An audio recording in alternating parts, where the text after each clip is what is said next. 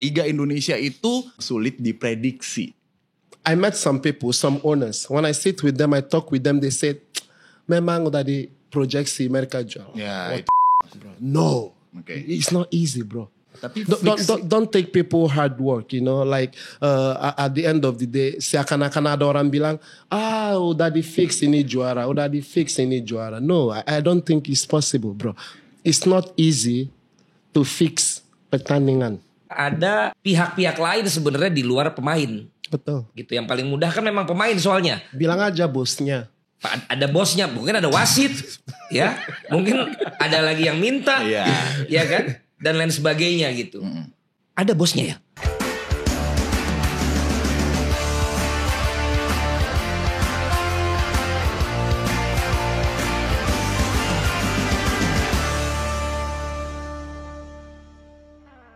Yo Super Friends, balik lagi di perbincangan Super Talks kali ini bareng Bimo Kusumo. Dan hari ini pastinya akan seru banget karena kita akan ngebahas wajah baru Liga Indonesia. Dan sepertinya gue akan jadi host yang baik aja, host yang di tengah aja. Karena buat apa lagi, dua narasumber hari ini itu udah capable banget. Ada Bang Radot Valen.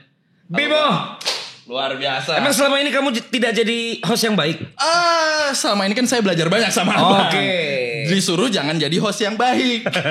Biar bertahan di industri. Luar biasa Bang, izin saya hostin hari ini ya. Saya senang. Aduh. Gak capek. Luar biasa. Dan satu lagi nih, living legend kalau kata Bang Valen. Yes. Seorang striker yang dimiliki oleh Liga Indonesia dari tahun 2004. Gitu ya, di Persija Tim pernah, di Persija pernah, PSIS, PSMS, Madura, Arema, Persebaya, di one and only Abang Greg. Luar biasa. Terima kasih. Mantap, respect. Thanks for the invitation. Yes. Happy to be here. Kamu kalau diperkenalkan gitu, kamu living legend gitu tuh kamu gak malu ya? Kenapa aku harus malu? Emang iya? I earned it. Wih. It's earned, Oke. not given. It's earned. Good. Yeah, you have to be proud of yourself. Yes, You know? Yeah, yes, not benar. easy ya. Not easy. 22 years. Oh iya ya. Yeah, 22 tahun loh. 22. Especially Liga Indonesia ya. Apalagi, It's not easy, right? apalagi with this, all these turbulence, you know. But Yes. yeah, thank God, puji Tuhan. Betul. Selesai tanpa cedera parah, kantong juga oke. Gue bingung mau kayak gimana nanti ini sampai akhir. Amin. Tapi it's okay lah. Ini kita pertama dulu ya. Mungkin dari seorang living legend tadi dulu ya. Setuju. 22 tahun Bang Greg. Ini as a general aja. Yes. Apa sih yang dirasain secara general perbedaan Liga Indonesia dulu sama sekarang? Jujur, aku nggak mungkin bilang nggak ada kemajuan. Pasti ada. Mungkin dari segi, kalau aku nggak tahu ya, 2004 kamu nonton bola? Iya, aku Sepak bola? lihat, aku Oke. lihat. Perubahan yang signifikan adalah lapangan. Lapangan. Meskipun masih kurang, Oke. but jauh lebih baik. Oke. Karena itu satu, kedua kualitas Pelatih? Pemain? kualitas coverage. Oh. Ya, live-nya itu juga improve. Karena dulu aku punya banyak video yang bagus, gol-gol manis, tapi aku malu mau posting itu. Gambarnya renyek ya. Satu, gambar jelek. Oke. Kedua, lapangan jelek. Oh. So kalau aku lihat zaman sekarang itu sangat improve. And then ketiga, mereka berani ikut implementasi VAR. Ya, itu hal yang signifikan. Meskipun mereka sekali-sekali dalam pertandingan, meskipun udah ada foul, tetap ada salah.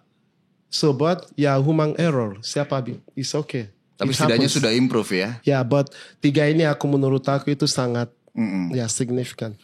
Oke, kalau dari Bang Valen deh 3 poin. Dari pandangan, sudut pandang orang yang selalu di balik layar nih gitu ya. Ya kalau bicara tentang perubahan ya Greg tadi cukup unik ya angle-nya, apalagi sebagai pelaku, sebagai pemain gitu. Artinya benar-benar merasakan apa yang menjadi pembeda gitu. Dan tadi kan ngambil angle-nya dari siaran ya, dari berapa luas yang udah coverage dan sebagainya, lapangan. Kalau dari saya sih tentu pertama adalah manajemen liganya. Gitu kan, tentu improve dari yang dulu sama dengan yang sekarang gitu. Kemudian juga sponsorship Itu kan juga sangat menentukan ya. Oh, kalau iya, kita iya. bicara tentang titlingnya, kalau kita bicara tentang sponsor pendampingnya, itu tentu akan menentukan juga nantinya pembagian-pembagiannya gitu loh. Oke. Dan kemudian adalah juga bagaimana sistem yang ada dalam organisasi sendiri gitu. Karena kan sekarang yang sudah beberapa tahun kebelakang lah, ini kan memang dalam bentuk PT gitu loh. Jadi setiap penyelenggaraan liga itu masing-masing punya share gitu loh, di mana mereka juga punya perhitungan sendiri yang akhirnya bisa untuk mendapatkan satu revenue juga yang bisa didapatkan, dan sumber pendapatannya itu juga dari tahun ke tahun saya pikir juga semakin signifikan gitu loh. Jadi tentu ada perbedaan dari sisi itu sih. Kemudian kualitas pemain. Kualitas pemain juga, kalau kita bicara kualitas pemain kan tentu dua ya. Ada yang kualitas pemain dalam negeri maupun juga kualitas pemain asing. Walaupun kemudian dibarengi regulasi juga yang berbeda-beda gitu loh. Jadi itu sih yang paling kita rasakan berbeda gitu. Dan yang ketiga, karena ini profesi saya, juga tentunya adalah gaya komentatornya. Itu dia yang saya tunggu-tunggu, maksudnya. Tapi kalau kalau Liga Indonesia itu dari dulu sebenarnya memang udah jadi ciri khas, memang yang rame gitu sih. Dari TV yang manapun waktu itu, kalau untuk Indonesia memang udah rame. Tapi bagaimana diksi-diksinya, bagaimana pilihan katanya, itu mungkin yang menjadi pembeda sampai dengan yang sekarang gitu. Berarti Bang Valen sempat diberikan kebebasan dong waktu itu sama industri sepak bola untuk seterah lo deh gitu. Khusus untuk kalau Greg bawa bola, iya saya dikasih kebebasan, silakan kamu komentarin apapun kalau tentang Greg. Karena gerakan itu tidak ada yang bisa menduga gitu loh. Kadang ke kiri, kadang bahkan pelatihnya mungkin tidak menduga gerakan Greg seperti apa. Oke, Bang Valen dan Bang Greg, ini kan banyak pertanyaan yang sebenarnya udah terkumpul dari Super Friends nih, yang kepo sama Liga Indonesia ya. Nah, ada satu yang menarik sebenarnya. Liga Indonesia itu beda nih kayak Liga Jerman, Liga Eropa lainnya. Liga Indonesia tuh liga yang sulit diprediksi. Ini nih satu terms yang muncul dari Super Friends yang keluar nih. Nah, ada dua pandangan. Yang satu dari Bang Valen, yang satu dari pelaku pemain dulu. Dari It's yours bro. No, kita dua-duanya. Kamu yang main. No, you start first. Point of view dia dulu, Bim. Oke. Let's go. Let's go. Yeah. You know, ini udah hal-hal yang banyak orang udah bahas. You know, sometimes orang kita ini terlalu bodoh. Oke. They are stupid, honestly. Because kadang when you meet people, they say, oh tahun ini udah diproyeksi Persija juara. Ini degradasi. Bro, how you know? Sampai hari ini, detik ini aku gak percaya. You know why? Because dalam lapangan, how you can fix that? Oke. Contoh, Persib back to back. You know why they are back to back? Apakah musim pertama itu mereka juara itu di fix? Aku tanya, no. Yang kedua, di fix, of course they work hard. You can see dari game mereka main, kadang mereka main sangat buruk, but mereka pulang ambil point. Kadang main buruk, pulang ambil hasil seri ya. But I met some people, some owners. When I sit with them, I talk with them, they said, memang udah diproyeksi mereka jual. Ya, itu. No, it's not easy, bro. Tapi don't take people hard work, you know, like at the end of the day, seakan-akan ada orang bilang, udah di fix ini juara. No, I don't think it's possible, bro. It's not easy to fix pertandingan. You know how many games you have in a season? 36. Ya. How can you fix all that game? Ya, namanya fix mungkin bisa. Nggak bisa. Nah, Sebagai pemain who play in the field, I think it's almost impossible. ya. Untuk itu kita coba tanya nih, Ya. Bang Valen nih. Ini harus hati-hati sekali, tapi kita udah common lah tentang term sebuah fix match It's not gitu easy. ya. Yeah. Nah, kalau dari Bang Kalau Valen gue gimana? sih dari Bang? pengalaman gue di asosiasi pemain aja sih. Di asosiasi pemain itu kan kita juga ada conference dengan asosiasi pemain yang di luar juga gitu loh. Jadi memang ada penelitian-penelitian yang menunjukkan bahwa yang namanya match fixing itu ada. Ya, Gitu loh. Dan ada itu berarti kalau yang sampai terbukti ya. Gitu. Kalau yang sampai terbukti gitu loh. Tapi kalau yang kayaknya nih, kalau kayak kata tadi Greg bilang proyeksinya ini emang udah diomongin, itu belum terbukti. Itu hanya omon-omon, itu hanya kayak omongan orang gitu loh. Tapi yang gue maksud dengan sudah dibuktikan adalah berarti sudah masuk dalam tahapan-tahapan investigasi dan penyelidikan yang dilakukan baik itu internal FIFA maupun misalnya sampai badan yang berwenang selanjutnya gitu loh. Sayangnya memang kalau kita bicara match fixing biasanya kena cuma sampai pemain. Gitu loh. Sementara mungkin saja ada pihak-pihak lain sebenarnya di luar pemain. Betul. Gitu yang paling mudah kan memang pemain soalnya. Bilang aja bosnya. Ada bosnya, mungkin ada wasit, ya, mungkin ada lagi yang minta, ya kan, dan lain sebagainya gitu. Ada bosnya ya? Ada bosnya pasti. Oh ada bro. Bilang aja, nggak usah mutar-mutar bro. Ada. I like when you go straight to the point. You know why? Iya. You say pemainnya ada ini. Iya. Bosnya kan bosnya yang suruh pemain. Kalau ada. Oh, nangkep. Iya, nangkep Kalau maksudnya Bang Greg. ada. Kalau ada kan. Kalau ada. Iya. Kalau Iya. Nah itu sayangnya memang tidak sampai level yang seperti itu. Kecuali kita bicara misalnya di Italia ya, waktu Juventus turun sampai ke kasta karena masalah Calciopoli gitu. Itu kan kenanya sampai semua gitu loh. Lumayan lah gitu loh. Nah kalau bicara di Indonesia ya sejauh ini kita sampai di tahap dimana misalnya waktu itu kalau timnas sepak bola gajah. Oke, betul. Ya kan, dihukumnya kan juga pemain itu, gitu loh. Nah kalau di liga, ya banyak yang memang bilang ini kayaknya begini, kayaknya begitu ya. Tapi bagi gue juga selama tidak bisa dibuktikan, memang kita nggak bisa bilang itu ada atau tidak gitu. Tapi kalau balik lagi ke pertanyaannya Bimo, sulit diprediksi atau tidak? Dengan dulu banyak yang bilang ini sih tahun ini emang harusnya yang juara si A, yang juara si B. Iya, betul. Nah sebenarnya kan itu dianggap mudah diprediksi Bim. Ya betul. Exactly. Mudah dianggap mudah. Iya. Nah tapi ternyata akhir musim berubah. Itu nah, dia. mungkin itu jadi sulit diprediksi. Exactly. Karena itu aku ada satu cerita ya. Ini based on real story. Based on apa Bung Velen bilang barusan. Oh kalau ada hal yang di luar duga orang bilang curiga. Contoh pemain bunuh diri. Oh pasti udah match fixing. Langsung dijudge gitu ya. Bro itu terjadi. Tendang penalti salah pasti udah dibayar lawan. Bro this thing happens. Example 2000. Aku gak mau sebut tahun dan klubnya. Aku di salah satu klub. Aku sebagai captain tim. And then you know. Kalau kamu sama orang. Atau sama satu grup. Kamu udah tahu. Hal-hal biasa orang lakukan. Contoh. Kalau aku sama dia tiap hari. Aku tahu dia emang gemoy. Dia suka rokok. Dia suka dandut. Nah aku udah tahu. Exactly. And then aku ada satu teammate ini. Setiap kita latihan. Dia pemain punya confidence tinggi. Dia nggak takut dalam situasi apapun. Dia masih mau di dalam kutanam. Dia mau dribbling gini. Di latihan dia selalu intercept and then goal. Itu terjadi dong di game. Habis game itu kita kalah. Bosnya telepon. Hey ini kayaknya dia jual pertandingan bla bla bla. Masa salah begini ini. Kita coret aja. I said no Pak. Itu enggak. Karena ini hal-hal dia lakukan. Pak nggak pernah datang sini. You never see. Kamu nggak pernah lihat kita latihan.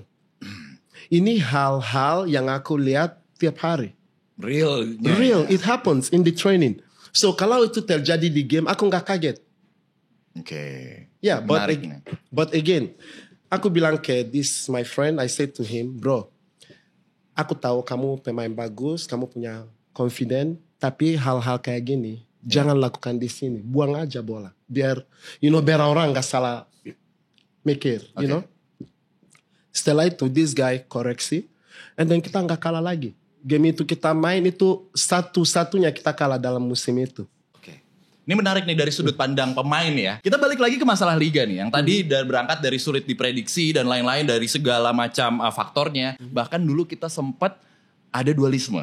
Dan Bang Greg masih bermain. Kalau nggak salah Bang Greg itu sempat terbang ke Thailand tuh waktu itu. Ya betul. Ya, betul. Tahu.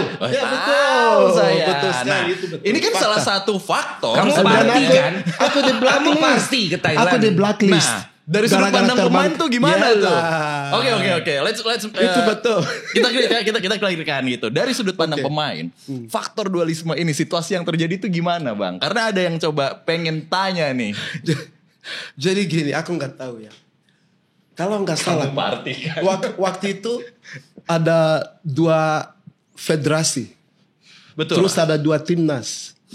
Bukan timnas, tim lokal ya Bang ya? Nggak, memang liga. timnas. Emang Karena waktu itu ada liganya 2, timnasnya 2. Dualisme. No, itu kan termasuk dari liga sama timnas Sampai juga. akhirnya ke timnas. Ya, so intinya dari klub itu kalau yang kita ada ESL, IPL dan and then IPL. IPL. Iya. So IPL itu ngaku mereka yang liga resmi Indonesia. ESL aku di ESL. Ya. Tapi ironically yang ke timnas itu IPL loh. Oke. Jadi waktu itu soalnya yang akhirnya diakui itu jadi IPL. Tapi kemudian ada perubahan lagi ISL lagi. Iya. Tapi yang awalnya yang ISL itu makanya memang membingungkan lah dulu itu. Gini. Aku ingat kita lagi TC di Malang. Terus yang IPL TC di mana entah. And then aku waktu itu main di Liga Thailand. Ya. Aku nggak di sini, aku di Thailand. Aku pulang, aku tanya, aduh, ngapain aku pulang like kayak gini? Pada saat itu pelatih itu Riddle ya.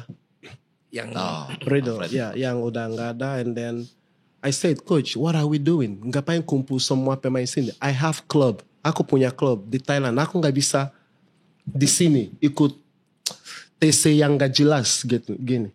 Oh ya? Kamu bilang gitu? Of course. Okay. Oh, I'm very direct. Oke. Mau siapapun, direct.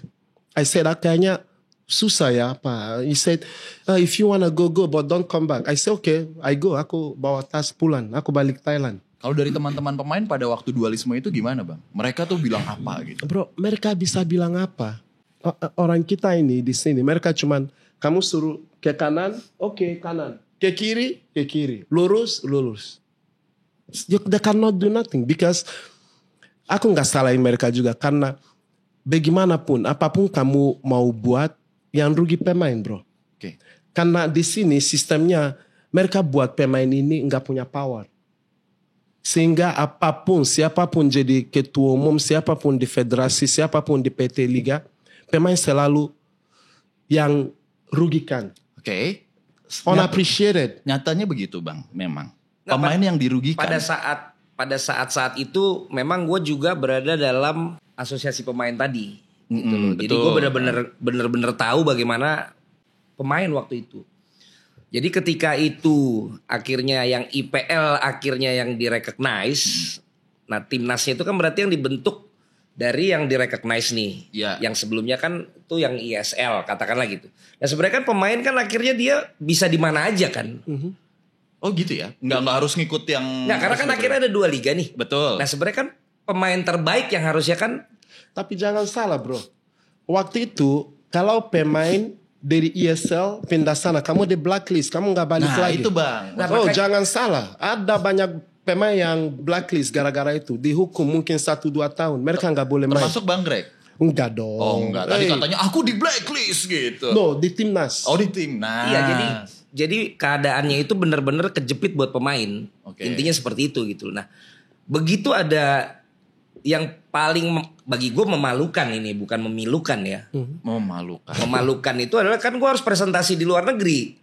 Ditanya kan, negara lu prestasinya nggak ada tapi kok adanya berita-berita begini mulu ya.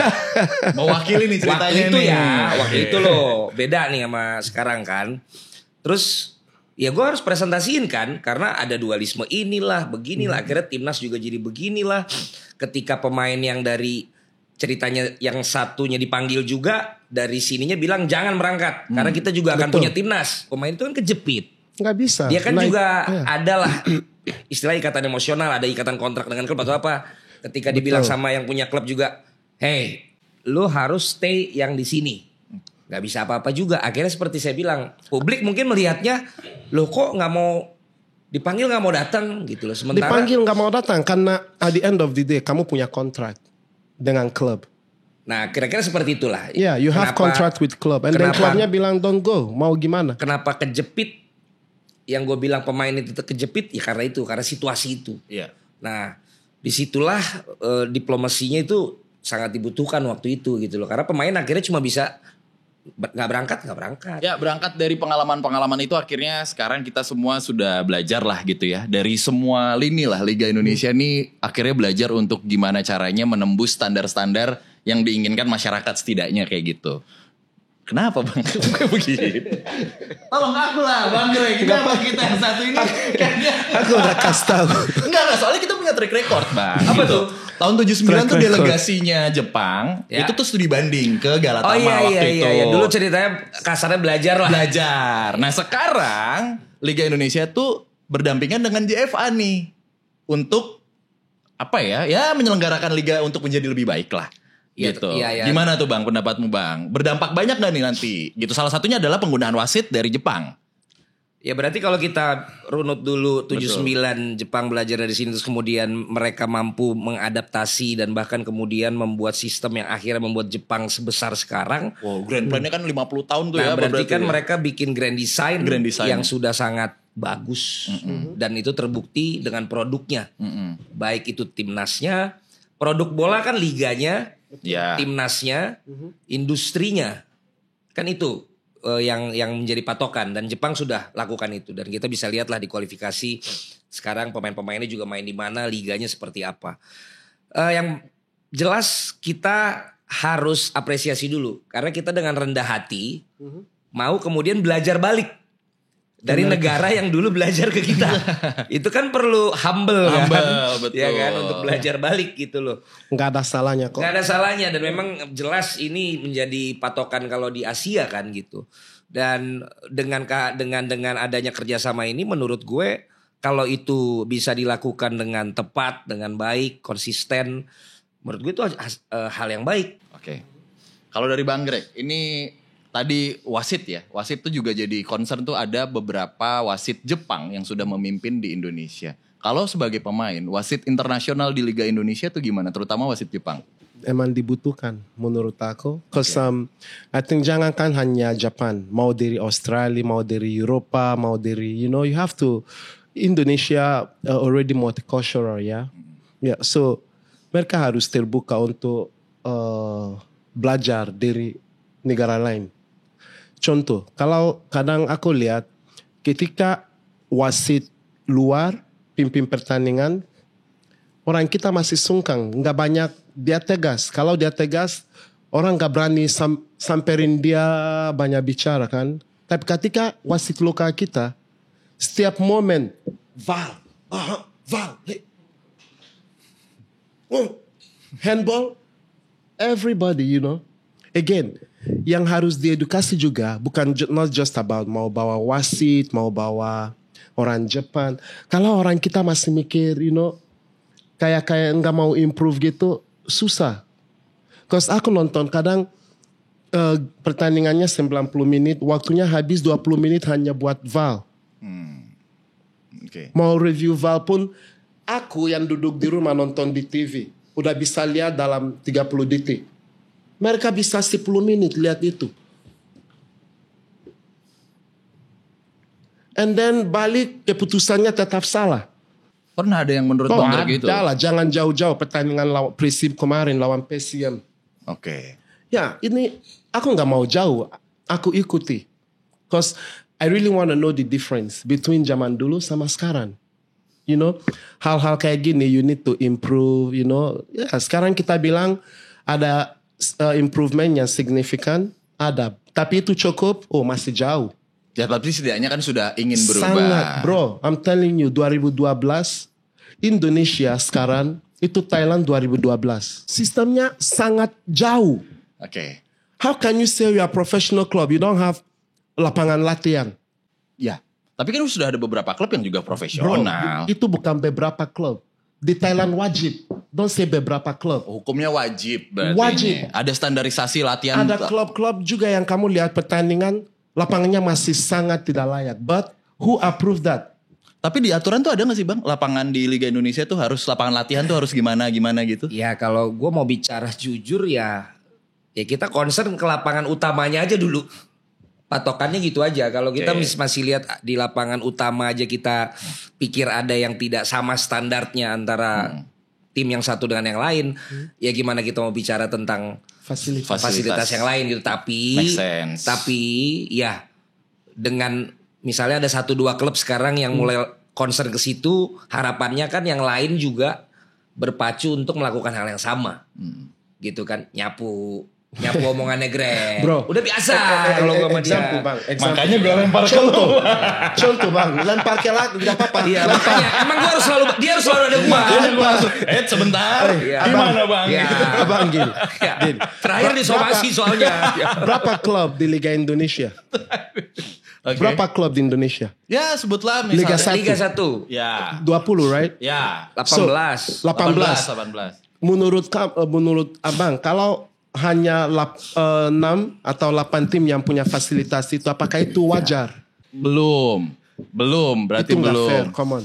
Sederhana, nggak usah. Nggak. Tapi dia pemain. Jadi Betul, mungkin dia betul. gregetan Iya. aja. Karena aku bicara dari pandang pemain. You know, like you talk about. Kadang aku lihat banyak klub. Bro, sorry gue potong. Yeah. Menurut lo sekarang gue lihat kan juga at least mereka coba tapi masih pakai sintetis. Nggak apa-apa. Mainnya kan di rumput. Menurut lo Bro, itu asal oke? itu punya kamu. Oke. Asal itu punya kamu. Asal you have niat untuk bikin your training fasilitas. Punya Dan niat. itu punya dan niat. Yes, setuju. Itu satu. And then kedua, sometimes you see some clubs, they said, kita beli pemain harganya 10 miliar. Kamu dong. Enggak. Oh, aku berapa enggak sih? sampai Berapa segitu. sih? Nggak sampai. 10 example. 9,5 Contohnya lah ya, 10. Bro. Bukan aku, I'm not talking about me. Contohnya 10 miliar. Contohnya, you see a club, kita tajir, kita bisa beli pemain 10 miliar. Sedangkan kamu nggak punya lapangan latihan. Kamu nggak malu kok. So, Yang prestis kan memang pemain. bro, no, Bang, the way, gitu. no. Di sini. No, pemain itu short time investment for club. Club itu akan berdiri sampai kapanpun. If you run it the right way. Yes. So if you want to build a club, ada baiknya, let's say kamu punya budget. If you have 10 miliar, bro, why would you sign satu pemain 10 miliar? Kamu beli pemain 20 miliar, 8 miliar itu kamu mikir bagaimana aku pakai itu buat build fasilitas, tempat aku bisa latihan, gym, gitu-gitu. Bro, you sign 10 miliar and then 1 tahun kemudian kamu digugat di FIFA, gajinya nggak dibayar. Ya ini make sense. Ada yang namanya memang verifikasi itu melalui Verifikasi. klub licensing gitu. Jadi dari zaman gue dulu di asosiasi itu sebelum liga itu dimulai itu memang dicek dulu sebenarnya klub licensing requirements-nya, misalnya stadionnya, lampunya, kemudian juga hal-hal yang berhubungan dengan apakah mereka siap atau tidak untuk berpartisipasi dalam liga itu. Betul, gitu. sama gate supporter gitu-gitu kan juga. Betul. salah Nah satu artinya license. bahwa ketika klub belum memiliki fasilitas itu, tapi itu diwajibkan, maka sebenarnya harus tegas adalah yang melakukan verifikasi, menyampaikan bahwa lu kurang. Ayo, dia harus ada nih sebelum liga gitu. Itu pertanyaan Sebelum saya liga sama apa? Abang kan tadi Itu kan berarti ada nggak? harus ada regulasinya dong. Gimana, Greg? Gitu. Aku nanya, Iya. sebelum itu kan udah diverifikasi. Iya. Udah bilang klub ini A, B, C, D ini Iya. nggak lolos. Ya, 1 minggu kemudian lolos, tapi Ya. datang ke lapangan masih sama. Yang lolos ini tuh siapa? Kamu pasti itu. tanya dong ke saya. Siapa Bang? Siapa Bang? Itu yang saya tanya 10 tahun yang lalu. Tapi waktu itu 10 tahun yang lalu supaya ini harus jalan dulu karena kalau enggak banyak juga yang akan dirugikan. Nah, sekarang saya nggak tahu apakah semua Walaupun tahu berarti. Walaupun dia Apakah tahu dia sekarang- nggak bakal Iya ngomong. makanya itu maksudnya kan sebenarnya tahu. Eh, Dulu bro, tahu. dia tahu. Iya. sekarang udah 10 tahun pasti ada perbaikan dong. Dia tahu. Ada dong, Greg. Itu kan tadi Dia saya tanya tahu. kan. Pasti Eh, ada kan jujur nggak tahu. regulasi-regulasi. Apa? Gak tahu. Aku nggak tahu, Greg. Udah. Oke, quick question. Menurut Bang Valen dan Bang Greg, wasit paling tegas asal Indonesia? Gue sih waktu itu tetap Torik ya.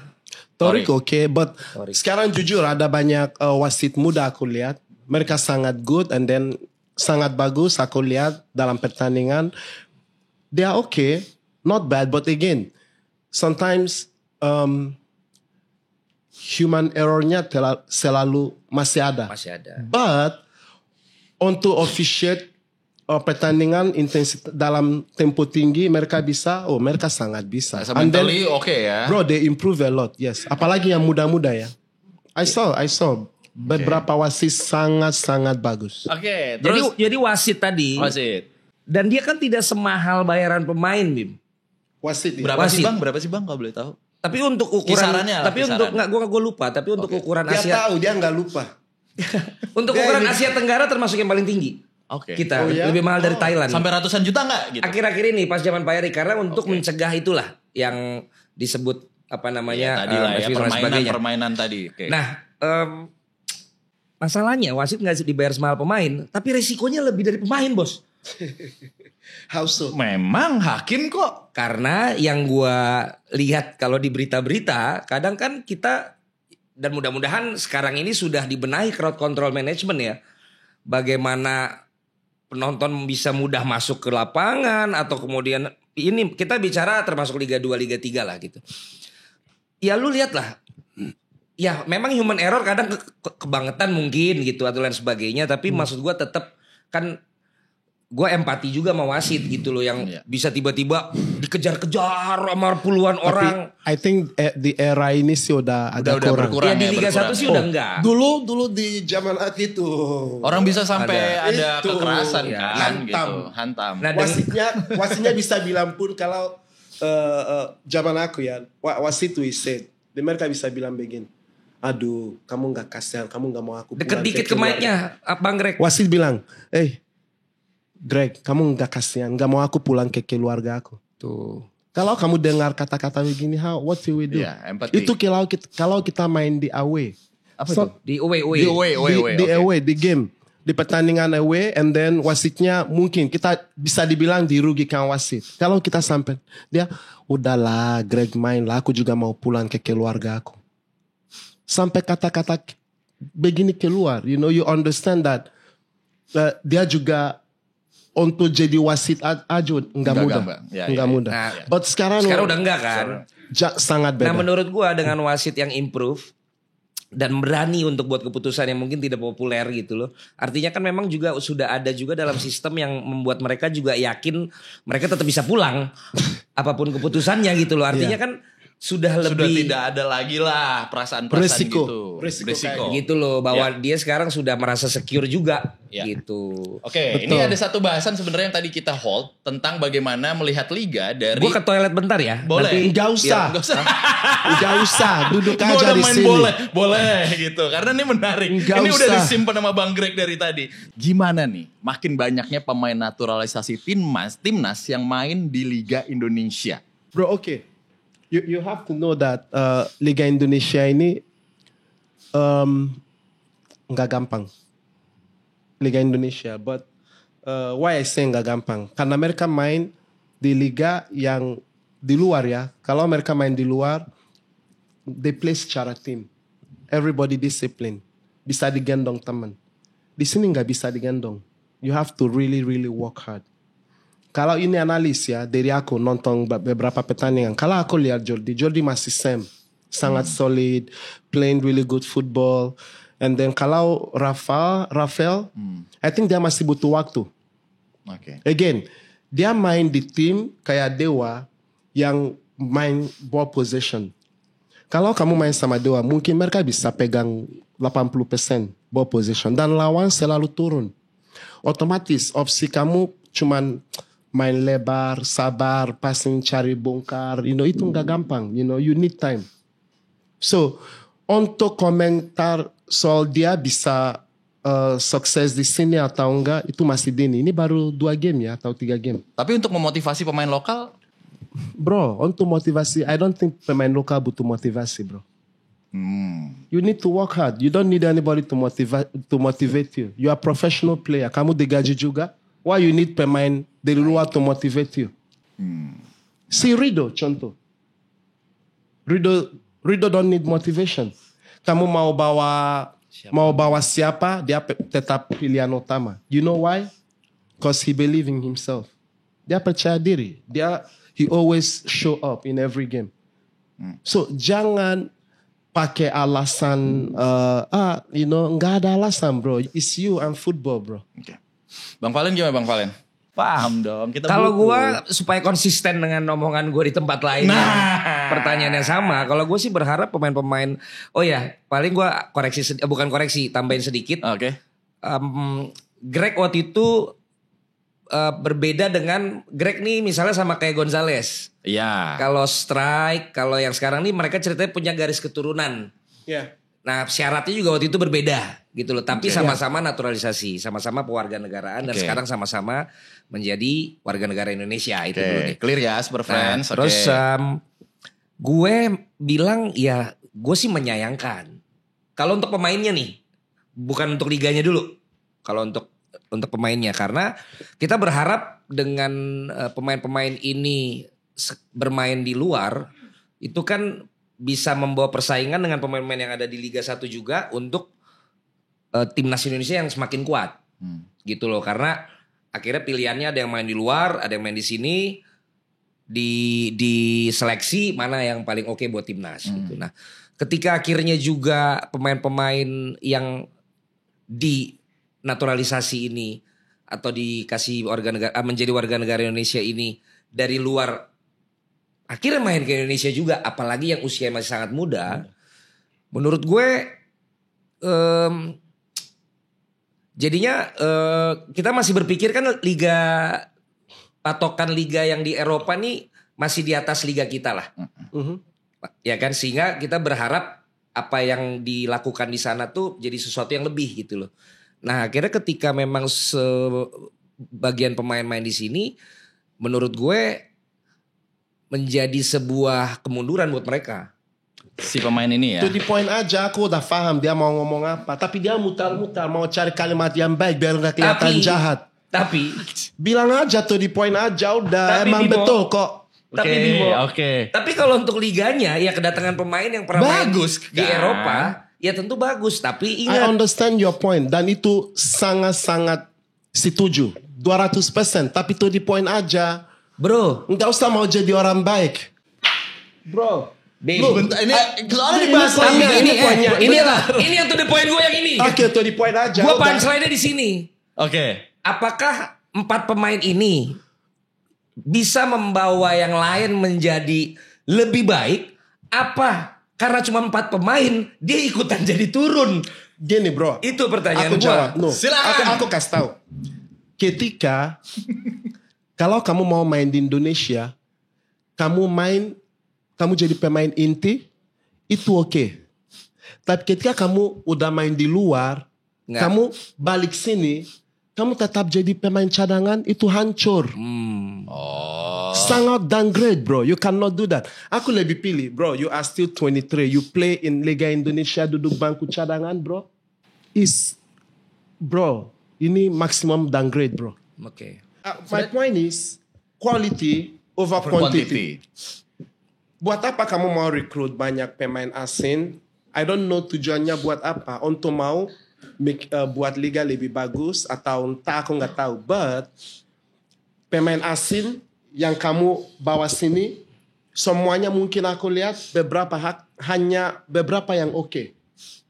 But kalau pemain asing ada, tidak mungkin pemain lokal punya chance. Baik pemain lokal, baik pemain turunan, impossible. Karena pelatih asing pasti mau prioritas pilih pemain asing. Mungkin, I don't know. Oke. That's my point. Ya. Nggak apa-apa, itu poin dari Bang Greg as a pemain yang sudah 22 tahun loh guys di Liga Indonesia. Tapi gue pemain asing paling gue suka tuh Alejandro Tobar. Alejandro tuh. Karena Magic dia left. ya gitu. mirip aku mainnya. Tanpa harus ada opini, langsung sebut aja timnya yang berpotensi paling siap jadi juara musim ini. Persija, Oke. Borneo. Walaupun Dewa nggak start bagus, aku tetap pikir Dewa punya chance. Oke. Sama. Sam ya? Sama. Kok kamu gak bilang Persik sih? Persik? Kamu gak percaya sama Arthur? Ator enggak sih. No, Ator Wibi. Oke. Sudah cukup jadi panjang lagi nanti Bang Valen sih ah. Enggak, top 7. Katanya top 7. Kalau Ator mungkin top 7, but top I think juara Persija, Borneo. Tapi sebelum kamu lihat kemarin, sebenarnya nggak di pikiran kamu yang pertama Persija kan? No, di pikiran setelah lihat main pertama kedua kan? No, bagus banget kan? Aku lihat walaupun game 3 mereka nggak menang, right? But they show that they have character. Ketika mereka 10 pemain and then masih main begitu. And then Sekarang aku pilih Dewa. Walaupun statnya nggak bagus. You know, I can see how they play. They play beautiful football. Squadnya juga dalam. Mungkin mereka masih butuh waktu untuk ketemu formula atau Ridima. But yeah, these three teams. Malut nggak? Malut, they have chance. But yeah, I have to choose. Big Four lah ya. Atau Big Five, Malut. No, Malut pasti Big Four. Itu I think so. Because they have mereka ambil hampir pemain yang juara pindah ke satu tim. Jadi untuk adaptasinya nggak terlalu susah, you know. Okay. But again, they can juara, but you need David. Kemarin dia cedera. I think with David, they have more chance to do something. Without him, it's difficult. Ada menarik nih, harus mendaftarkan pemain muda U23 dan wajib bermain 45 menit. Atau satu babak lah. Nah ini regulasi ini menurut Bang Greg gimana nih pemain muda? Astaga Tuhan, digebrak lagi meja gua. Aku nggak setuju, sangat. Tapi waktu Bang Greg lagi di Indonesia, dia setujunya maksudnya main 2 babak. Enggak soalnya ada. Ini main 1 babak. Hapus itu regulasi. Bro, kenapa Bang? No, kalau kamu mau mending buat liga U23. Case close. Mereka main di liga U23. Ini liga profesional, nggak ada aturan. Ada aturan? Tidak ada aturan yang bisa buat, satu pemain U23 main dulu. 45 menit keluar.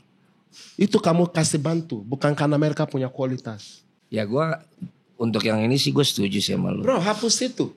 Ya, you don't help. Tapi kamu pasti ada pertimbangan lain dong. Gak ada. Bro, apapun kamu mau. Tapi gini Greg, apapun ketimbangannya aku gak agree. Tapi mungkin tidak ada platform yang tadi gitu loh. Jadi paling tidak ini kasih kesempatan pemain muda kita untuk bisa muncul juga. No bro, kalau kamu mau pemain kita muncul, kenapa kamu rekrut 11 pemain asing? Posisi mereka itu yang mereka ambil. Kita langsung opini aja nih, ada gambar nih. Opini dari gambar. Ya, dari gambar. Jadi buat super friends yang mungkin denger di Spotify ke YouTube karena ada gambar sejarah tercipta orang Indonesia pertama di Bundesliga, Bang Valen. Apapun opini aja. Nih mau lucu-lucuan mau fakta mau apa. Mudah-mudahan ini bisa menjadi awal seperti Jepang ya, karena Jepang dulu pertukaran ataupun juga ngedorong pemain-pemainnya ke Eropa tuh pertama banyaknya ke Bundesliga gitu loh. Nah dengan sejarah tercipta pertama kali orang Indonesia bermain di Bundesliga, mudah-mudahan ini juga menjadi sebuah dorongan, stimulus dan juga menjadi sebuah awalan. Bundesliga mulai melihat juga pemain kita yang ada di Indonesia ini ternyata oke juga, apalagi contohnya beliau nih. Ini kan contohnya langsung standar yang oke nih, ya kan? Iya. Oke, Bang Greg. Ini kind of statement. Ini role model yang sangat luar biasa. I think this is contoh yang kita butuhkan di Indonesia. So ini hal yang luar biasa. Oke, next. Wah, ada beberapa gambar. Oke. Pernyataan Patrick Kluivert yang dukung pemain diaspora bermain di Liga Indonesia. Bro, setiap pemain punya hak. Mau main di Liga Indonesia, mau main di Liga mana itu hak pemain kok. Why not? Memang Liga Indonesia nggak buruk. Nggak, Not so bad. Bagus. Yeah, that's what I mean. It's good. Hati-hati why not? Betul. Nggak buruk, it's good kok. Oke, dari Bang Valen terakhir untuk wajah sepak bola Indonesia dalam 5 tahun ke depan, harapan aja. Ya ini standar lah, tapi kita tahu. Ini nggak bisa standar. Ya, karena udah tahu. Nggak bisa standar, Bim. Iya. Karena sepak bola Indonesia nggak bisa liganya, apalagi ini memang benar-benar sebuah primadona, tontonan yang ditunggu-tunggu, baik itu yang di televisi, digital, yang nonton langsung gitu loh. Jadi memang benar-benar menjadi magnet lah bagi banyak orang yang memang ada di dunia sepak bola itu. Nah harapannya tentu tadi seiring dengan perbaikan, let's say misalnya tentang idealnya format, dengan makin bagusnya pemain-pemain yang tampil, baik itu dari pemain asing maupun juga pemain lokal, dibarengi juga harapan gue tentu dengan yang tadi infrastruktur sambil dijalanin, training ground jadi mulai ada, lapangan pertandingan juga benar-benar secara standarisasinya oke. Kemarin kan jadi rame lagi tentang ruang ganti misalnya. Ya itu kan juga sesuatu yang menurut gue perlu ada standarisasinya, rumputnya, lampunya, tribun penontonnya dan lain sebagainya. Kalau gue lebih concern ke situ sih gitu. Kemudian keluar masuk nonton yang pada saat ada pertandingan gitu loh, jalur evakuasi, kemudian juga bagaimana transportasi dari stadion menuju ke tempat masing-masing, dari tempat masing-masing menuju ke stadion. Karena kita kalau kita ke luar negeri ke Eropa kan cuman kayak 30 menit udah kosong stadion. Karena semua udah tersalurkan melalui semua platform gitu. Nah itu yang Easy access ya. yes, easy access juga dan udah disiapin juga. Jadi itu sih harapan gua, dan dibarengin dengan kualitasnya, grassroots-nya jalan, akhirnya timnasnya juga kuat.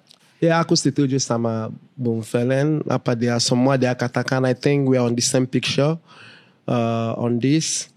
Aku harap ya aku nggak butuh 5 tahun. Kalau kamu jangankan 5 tahun. Kalau tanya aku tahun depan, aku harap semua tim udah punya plan untuk lebih punya tempat latihan, home base. Ya, if you ask me, lapangan yang lebih layak buat pertandingan. And then terutama, like banyak lapangan kamar mandinya nggak layak, you know. So hal-hal kayak gini, I think we need more improvement. And then, ya selebihnya ya with time itu akan otomatis. Bang Valen, Bang Greg, thank you so much. Terima kasih. Ini kita dapat banyak. Thanks for having me. Thanks. See you. Bang Valen, thank you so much untuk Super Friends sudah. Kamu bukan hostnya ini. See you, Super Friends. See you next time. I love you. Oke, see you next time. I love you. Dah gitu. Let him do the job, bro.